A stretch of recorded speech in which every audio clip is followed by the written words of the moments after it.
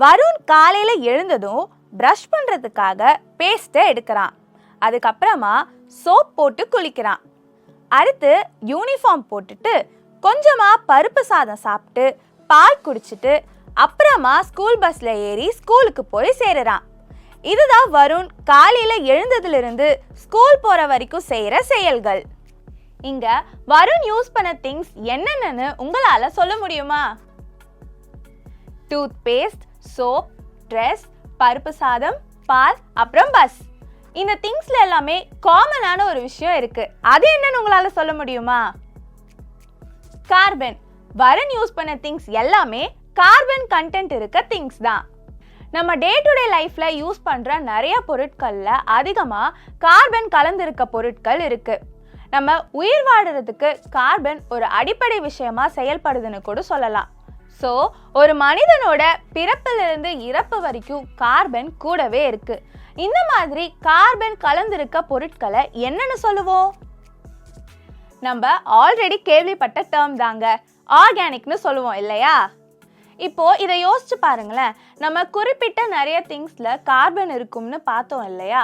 அப்போ பெட்ரோலும் டூத் பேஸ்டும் ஒரே மாதிரி தானே இருக்கணும், ஏன் இல்லை?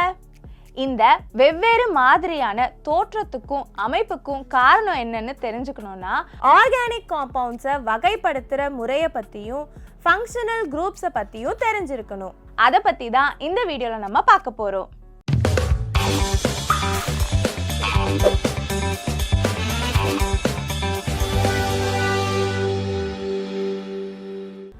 கார்பன் உயிர் வாடுறதுக்கு எவ்வளோ முக்கியம்னு பார்த்தோம் இல்லையா? இப்போ இந்த கார்பன் மட்டும் ஒரு 5 செகண்டுக்கு இல்லாமல் போச்சுன்னா என்ன ஆகும்னு தெரியுமா? Breathing process, decomposition, blood supply, protein, DNA structure, டைஜஷன்னு நம்ம பாடியிலேயே இவ்வளோ வேலைகள் நின்றுடும். இப்படிப்பட்ட கார்பனை பற்றியும் அதோட கேரக்டரிஸ்டிக்ஸ் அப்புறம் ரியாக்ஷன்ஸ் பற்றி படிக்கிறது தான் ஆர்கானிக் கெமிஸ்ட்ரி. சரி, பீரியாடிக் டேபிள் அதாவது தனிம அட்டவணையில் மொத்தமாக இது வரைக்கும் எவ்வளோ எலிமெண்ட்ஸ் கண்டுபிடிச்சிருக்காங்க? கரெக்ட், 118 எலிமெண்ட்ஸ், அதாவது 118 தனிமங்களை கண்டுபிடிச்சிருக்காங்க. அதில் இருக்க ஒரு எலிமெண்ட் தான் கார்பன். சரி, உங்களுக்கு ஒரு விஷயம் தெரியுமா? நம்ம உடம்போட 20% கார்பனால தான் ஆகியிருக்கா. ஆனால் கார்பன் நம்ம பூமியில் அதிகமாக இருக்கிற தனிமமும் இல்லை, அதே நேரத்தில் ஹீலியம் மாதிரி ரொம்ப ஸ்டேபிளான தனிமமும் இல்லை. அப்போ எதுக்கு நம்ம உடம்போட 20% கார்பனால ஆயிருக்கும்? இதுக்கு ஒரு முக்கியமான காரணம் என்னன்னா, கார்பனால உடம்புக்கு தேவைப்படுற காம்ப்ளெக்ஸ் மாலிகுலர் ஸ்ட்ரக்சர்ஸை ஃபார்ம் பண்ண முடியும். இதை நம்ம கார்பனோட வேலன்சி அதாவது இணைத்திறன் அப்படின்னு படிச்சிருப்போம். நமக்கு தெரியும் ஒரு ஆட்டமானது எத்தனை அதர் ஆட்டம்ஸ் கூட பாண்ட் ஃபார்ம் பண்ண ஆர் பைண்ட் பண்ண முடியுமோ அதுதான் வேலன்சின்னு. இங்கே கார்பனால தன்னை சுற்றி இருக்க 4 ஆட்டம்ஸ் கூட அட்டாச் ஆக முடியும். அப்போது கார்பனோட வேலன்சி என்ன? கரெக்ட், 4. இங்கே இருக்க ஸ்ட்ரக்சர்ஸ் தான் பாருங்க. இங்கே இருக்க 2லையுமே கார்பன் இருக்கு அண்ட் 2 வேற வேற நேம் அண்ட் கேரக்டராக இருக்கு. ஏன்னு சொல்ல முடியுமா? ஏன்னா கார்பன் அது கூட அட்டாச் ஆகிற எலிமெண்ட்ஸோட நேச்சர் அண்ட் எங்கே அட்டாச் ஆகுது அப்படிங்கிறத பொறுத்து தான் திங்ஸோட நேச்சர் வெவ்வேறு மாதிரியான கேரக்டரில் இருக்குது. இங்கே இருக்க பியூட்டேனோட ஸ்ட்ரக்சரை பாருங்க. கார்பன் கார்பன் பாண்ட் எப்படி ஃபார்ம் ஆகி இருக்கு? இங்கே இருக்க 4 கார்பன் ஆட்டம்ஸ் ஸ்ட்ரெயிட்டான செயின் மாதிரி கனெக்ட் ஆகி இருக்கு. அதே சமயம் வேற எந்த ஸ்ட்ரக்சரும் இந்த பாண்டிங்கில் இல்லை. ஸோ இதை தான் ஓப்பன் செயின் ஆர்கானிக் காம்பவுண்ட்னு சொல்லுவோம். இந்த பியூட்டேனில் டெர்மினல் கார்பன் அதாவது கடைசி கார்பனை பார்த்தீங்கன்னா ஓப்பனாகவே இருக்குது. அதாவது கடைசி கார்பனுக்கு அப்புறம் எந்த ஒரு கனெக்ஷனுமே இல்லை. ஸோ இப்படி இருக்க காம்பவுண்ட்ஸை நம்ம ஓப்பன் செயின் காம்பவுண்ட்ஸ்னு சொல்லலாம். அடுத்ததா இங்கே இருக்க ஐசோபியூட்டேனோட ஸ்ட்ரக்சரை பாருங்க. நம்ம ஆல்ரெடி பார்த்த பியூட்டேன் அண்ட் இந்த ஐசோபியூட்டேனுக்கும் என்ன வித்தியாசம் இருக்கு? இங்கே ஒரு மெத்தில் குரூப் எக்ஸ்ட்ராவாக இருக்கு. அதாவது ஃபோர்த் கார்பன் ஆட்டம் ஆனது ஓபன் செயின்ல இல்லாம செகண்ட் கார்பன் கூட அட்டாச் ஆகி ஒரு பிரான்ச் ஸ்ட்ரக்சரை ஃபார்ம் பண்ணுது. நம்ம பார்த்த ரெண்டுமே பியூட்டேன் தான். ஆனா ஸ்ட்ரக்சர்ல ஒன்னு ஸ்ட்ரெயிட் செயினும் இன்னொன்னு பிரான்ச்டு ஸ்ட்ரக்சரை ஃபார்ம் பண்றத பார்க்கலாம். இப்போ உதாரணத்துக்கு இங்க கொடுத்திருக்க ரெண்டு ஸ்ட்ரக்சர்ஸ் தான் பாருங்க. இதுல எது ஸ்ட்ரெயிட் செயின் எது பிரான்ச்டு செயின் சொல்லுங்க பார்க்கலாம். First one straight chain, second one branch chain. சைக்ளிக்னா என்ன ஸ்ட்ரக்சர்னு நம்ம படிச்சிருக்கோம்? ரிங், அதாவது வளைய அமைப்பு இல்லையா? இங்க இருக்க காம்பவுண்ட பாருங்க. இதுல இருக்க 6 கார்பனும் ஒன்னோட ஒன்னு கனெக்ட் ஆகி க்ளோஸ் ஸ்ட்ரக்சர்ல இருக்கு. இதை தான் நம்ம வளைய அமைப்புன்னு சொல்லுவோம். இந்த வளைய அமைப்பை வச்சு எப்படி கிளாசிஃபை பண்றதுன்னு பார்க்கலாம். இங்க இருக்க இமேஜை பாருங்க. இதை பார்த்த உடனே என்ன தோணுது? நம்ம பார்த்த ரிங் ஸ்ட்ரக்சர் தான் இங்க இருக்க எல்லா காம்பவுண்ட்ஸ்லயுமே இருக்கு. வேற என்ன சேஞ்சஸ் இருக்குன்னு உங்களால சொல்ல முடியுமா? Single and double bond carbon மட்டும் இல்லாம வேற எலிமெண்ட்டும் ரிங்ல இருக்கு. கரெக்டா? இப்போ ஒன்னையும் கம்பேர் பண்ணி என்ன டிஃபரன்ஸ், அதுல எப்படி நேம் மாறுதுன்னு பார்க்கலாம். ஃபர்ஸ்ட் இருக்க சைக்ளோபியூட்டேனை பாருங்க. இங்க கார்பன் ஆட்டம்ஸ் மட்டும் தான் இருக்கு. எல்லாமே சிங்கிள் பாண்ட்ல இருக்கு. சோ கார்பன் ஆட்டம் மட்டுமே ரிங்ல இருக்கிறதுனால ஹோமோனும் சிங்கிள் பாண்ட்ல இருக்கிறதுனால அலிசைக்ளிக்னு சொல்லலாம். அப்போ இதை எப்படி நேம் பண்ணலாம்? ஹோமோசைக்ளிக் அலிசைக்ளிக் காம்பவுண்ட்னு சொல்லலாமா? அதாவது ஓரின வளைய சேர்மங்கள். அடுத்து இங்க இருக்க டெட்ரா ஹைட்ரோஃபியூரனோட ஸ்ட்ரக்சரை பாருங்க. இதுவும் சைக்ளோபியூட்டேன் மாதிரி தானே இருக்கு. கரெக்ட். ரிங்ல ஒரு கார்பனுக்கு பதிலா ஒரு ஆக்சிஜன் இருக்கு. மற்றபடி சிங்கிள் பாண்ட்ல தான் இருக்கு. வேறொரு எலிமெண்ட் ரிங்ல வந்ததுனால இத ஹெட்ரோனும் சிங்கிள் பாண்டிங்ல இருக்கிறதுனால அலிசைக்ளிக்னு சொல்லுவோம். அப்போ இதோட நேம் என்னவா இருக்கும்? ஹெட்ரோசைக்ளிக் அலிசைக்ளிக் காம்பவுண்ட்னு சொல்லலாமா? அதாவது பல்லின வளைய சேர்மங்கள். அடுத்து பென்சீனோட ஸ்ட்ரக்சரை எடுத்துக்கலாம்.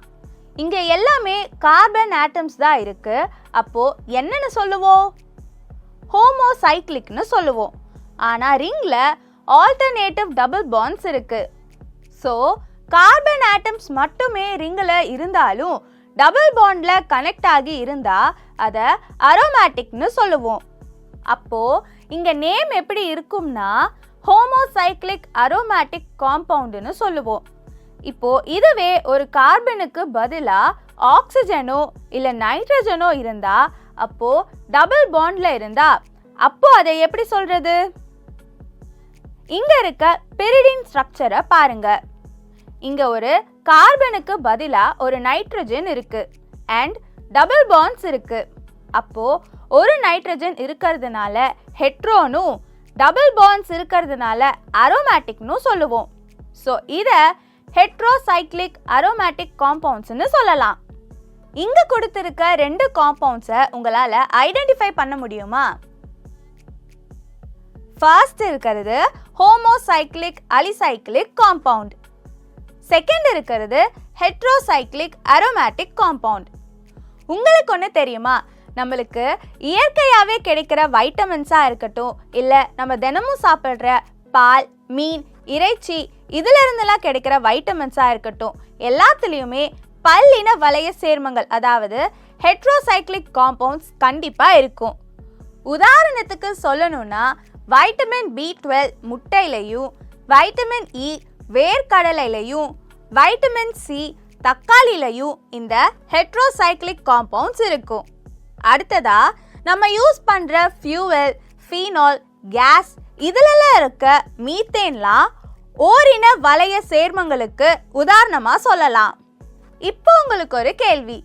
இங்க இருக்க நாப்தலின் ஸ்ட்ரக்சரை பாருங்க. இது என்ன டைப்னு சொல்ல முடியுமா?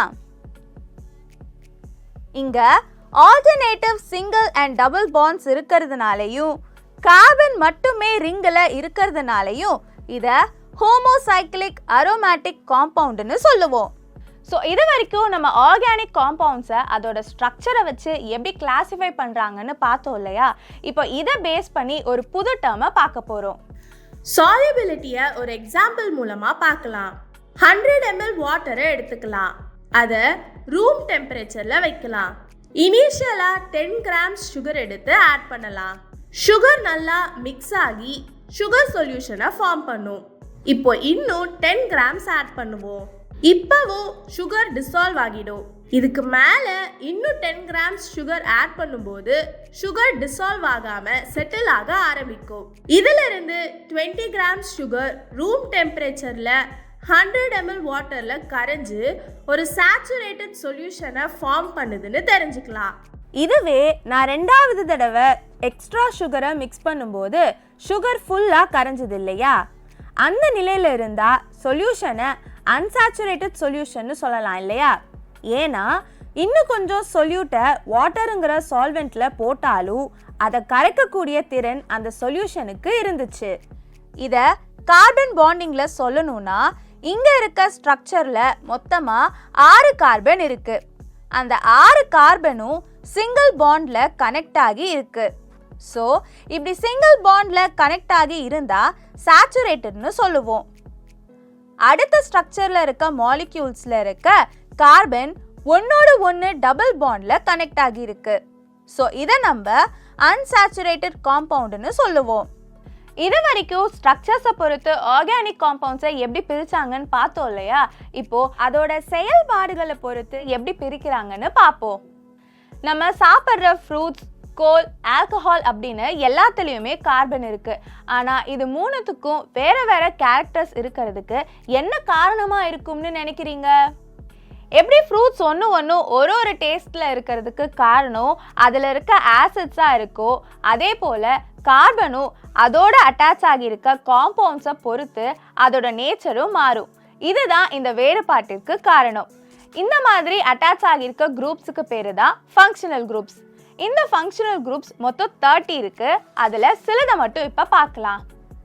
எக்ஸாம்பிளாக கார்பனை சுற்றி இருக்க 4 பாண்டும் சிங்கிள் பாண்டாக இருந்தால் அதை அல்கேனும், அதுவே டபுள் பாண்டாக இருந்தால், அதாவது 2 கார்பனுக்கு இடையில டபுள் பாண்ட் இருந்தால் அதை அல்கீனும், ட்ரிபிள் பாண்டில் இருந்தால் அதை அல்கைனும் சொல்லுவோம். இப்போது உங்களுக்கு ஒரு கேள்வி, இங்கே இருக்கிறத கரெக்டாக மேட்ச் பண்ணுங்க பார்ப்போம்.